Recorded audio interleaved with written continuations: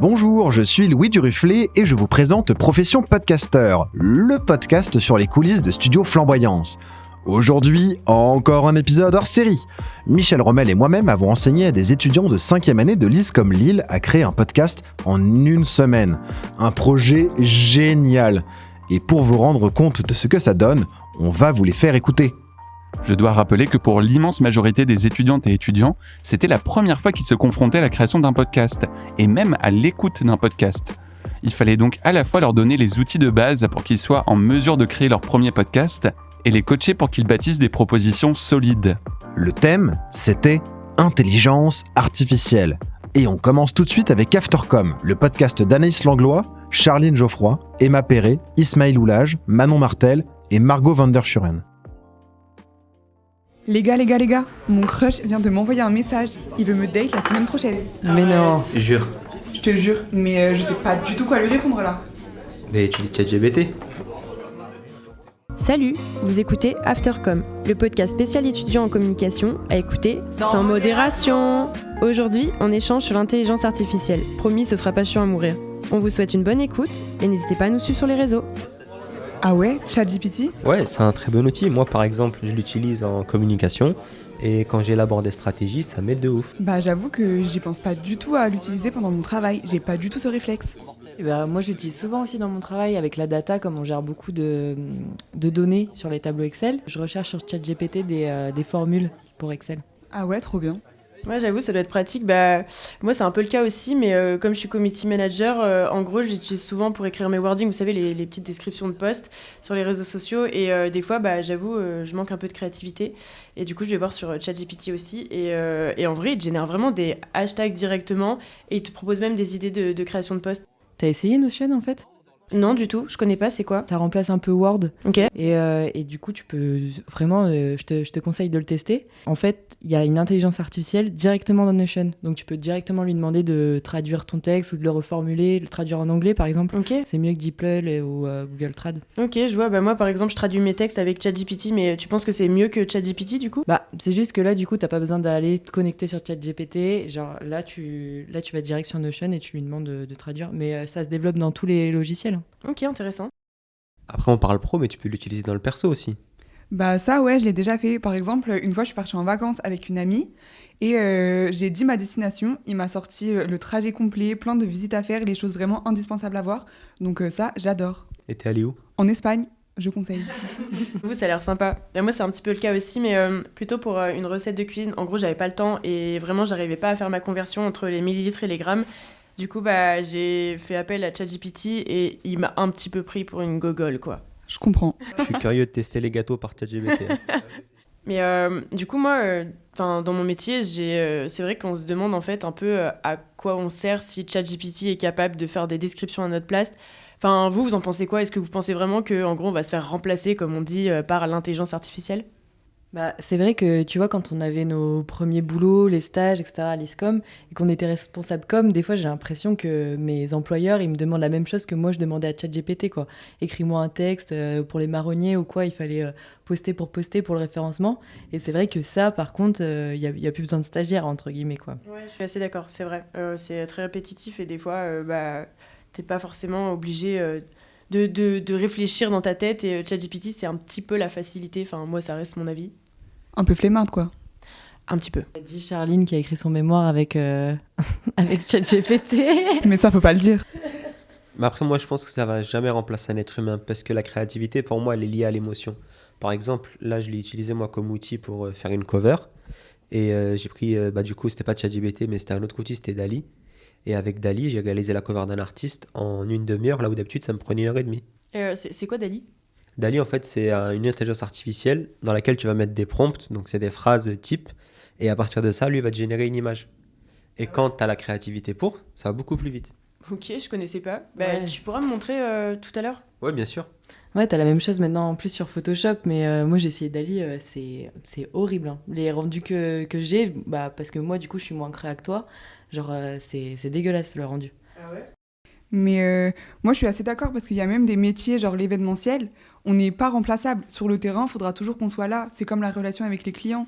Donc, je pense que l'IA, ça va nous aider dans nos métiers, mais pas nous remplacer. Pour moi, l'IA, elle n'est pas 100% indépendante. Elle aura toujours besoin du contrôle et des demandes qui sont guidées par l'homme. Donc du coup, si tu l'utilises bien, elle va pas te remplacer en fait. Ouais, c'est exactement ça. Ouais, par exemple, justement, les métiers de la data, c'est hyper intéressant pour l'intelligence artificielle parce qu'avec le deep learning, en fait, plus tu donnes de données à l'intelligence artificielle, plus elle sera précise. Et c'est justement, je pense qu'il y a des métiers qui vont se développer et qui vont de plus en plus prendre de la place dans les entreprises.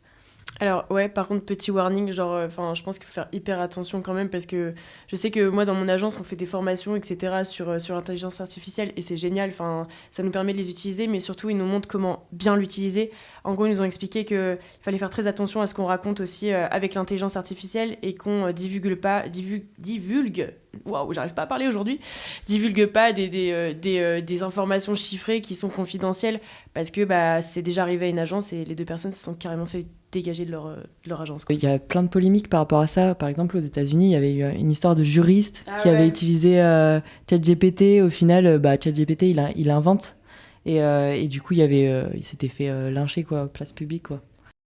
C'est sûr qu'il faut s'en servir, mais de la bonne manière. Donc quand il te dit quelque chose, il faut toujours relire. Parce que moi, ça m'est déjà arrivé aussi de voir des choses et c'était carrément pas cohérent avec la question que je lui avais posée, quoi. C'est pour ça qu'il y en a qui pensent que l'IA peut abrutir la société, mais moi je suis pas d'accord. Je pense que si tu as les connaissances pour de base, tu peux utiliser l'IA comme un bon outil. Il y a des médecins qui sont médecins, donc qui connaissent la médecine et qui utilisent ChatGPT pour trouver des remèdes contre des grosses maladies comme le cancer par exemple. C'est ouf ça. Je pense que quand on dit abrutir la société, c'est peut-être juste l'inquiétude des écoles. Par exemple, à Sciences Po, ils ont interdit l'utilisation de l'intelligence artificielle parce qu'ils ont peur que du coup, on n'ait plus cette réflexion en amont. Mais bon, je pense que c'est le problème de toutes les nouvelles technologies. À chaque fois, on nous a dit la même chose avec Internet, notre génération par rapport à la génération des parents. Il y a toujours une inquiétude. C'est sûr que là, c'est un degré au-dessus. Vraiment, c'est une intelligence à part. C'est plus juste facilité d'accès aux informations. Mais je pense qu'il faut apprendre à vivre avec, quoi. Apprendre à l'utiliser correctement et avec les bonnes manières et je pense avec les bonnes personnes, surtout en étant formé correctement. Tant que les gens n'auront pas compris que c'est juste un outil et pas une solution complète, on n'aura pas résolu ce problème-là en fait. Voilà, c'est ça. Mais par exemple, moi, mon frère, il est au lycée et c'est vrai que maintenant, il a le réflexe de directement aller demander à ChatGPT pour faire ses devoirs. Donc en fait, il faudrait mettre en place des formations pour que chaque personne s'en serve correctement et de la bonne manière pour que ce soit super utile. Mais même nous, on est les premiers à utiliser l'intelligence artificielle, mais c'est vrai qu'on n'arrête pas de parler de ChatGPT, mais il y a tellement plus au niveau de la créa et puis un autre, je sais pas si toi, tu connais d'autres. Si, moi dans la créa, j'utilise du coup, comme j'avais dit, DALL-E. J'utilise aussi Adobe Firefly, parce qu'Adobe, ils ont dit quoi? Ils ont vu que l'intelligence artificielle, ça prenait du terrain. Et c'est là où tu vois son importance, c'est que des groupes comme Adobe se disent, attends, s'il y a un truc à faire avec ChatGPT, peut-être que dans la créa, nous aussi, on peut mettre en place une solution. De toute façon, ça aurait été les premiers à le faire. Hein. C'est ça. Et donc, ils ont mis en place Adobe Firefly. Et comme elle le disait tout à l'heure, c'est un outil que j'utilise beaucoup dans Photoshop, parce qu'au lieu d'aller chercher, je sais pas moi, par exemple, une image de canette, je vais tout simplement demander à l'IA de me générer une photo de canette, et je vais aller plus vite quand je vais créer un visuel. Plus efficace, plus rapide, plus simple. C'est ça. Plus efficace, d'accord, mais comme on l'a dit, il faut être préparé. Et qui dit préparation, dit formation. Ouais, je suis assez d'accord là-dessus. Moi, par exemple, comme exemple, j'ai mon agence de publicité du coup qui a mis en place les AI Explorer. En gros, c'est des espèces de petites conférences, formations, qui sont mis en place une fois toutes les 2 semaines. Et en gros, il y a un mec du pôle tech qui vient nous présenter un sujet. Par exemple, ça peut être l'AI et le social media ou l'AI au service de la génération d'idées. Et il nous montre comment l'utiliser, mais toujours avec des warnings et une utilisation intelligente de la chose. L'intelligence artificielle, l'intelligence de la chose. Mais voilà, vraiment l'utiliser correctement et de la bonne manière, surtout professionnellement parlant, quoi. À quand les formations à l'ISCOM, quoi? Mais je trouve ça vraiment trop bien que certaines entreprises mettent en place des formations parce que ça va vraiment se développer. Donc si les employés ne savent pas s'en servir, ça sera pas du tout bénéfique à l'entreprise, quoi. Et sinon, vous voulez une autre bière? Vas-y, je suis chaud, j'ai un peu soif là. Ouais, vas-y, parce qu'en plus, moi, l'IA, j'avoue que je suis pas calée sur le sujet, donc là...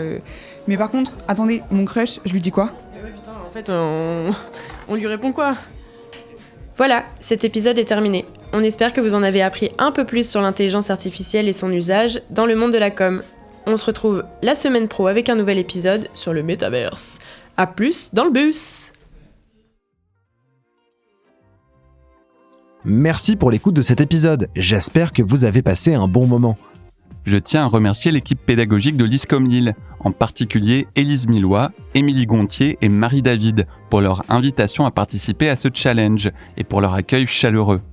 Je veux aussi remercier tous les étudiants et étudiantes en 5e année à l'ISCOM Lille, et bien sûr Anaïs Langlois, Charline Geoffroy, Emma Perret, Ismaël Oulage, Manon Martel et Margot van der Schuren. Vous pouvez retrouver toutes les informations concernant l'émission sur le site du studio, flamboyance.fr. Attention, flamboyance, ça s'écrit au pluriel. Nous sommes présents sur Facebook, Instagram, Twitter, LinkedIn et même YouTube. N'oubliez pas de vous abonner pour ne pas rater un épisode. Et surtout, je sais qu'on le répète tout le temps, mais parlez-en autour de vous. Et n'oubliez pas de mettre des petites étoiles sur vos applis et sur nos cœurs. À bientôt. À bientôt.